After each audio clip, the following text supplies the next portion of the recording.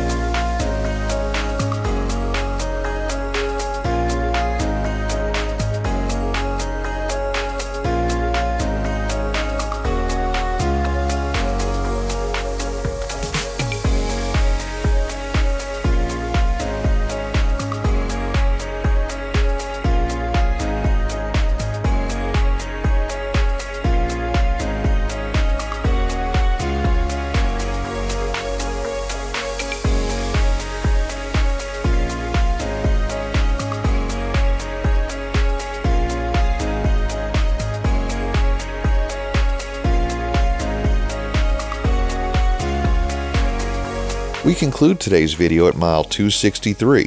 Thanks for watching. We've enabled channel memberships, so for as little as $1 a month, you too can help support our channel. and get early access to our regular videos, as well as the occasional members-only video. Click the link in the description to join. If you like this video, please give us a thumbs up, post a comment, subscribe, share and follow us on social media, and join us for our next 504 road trip.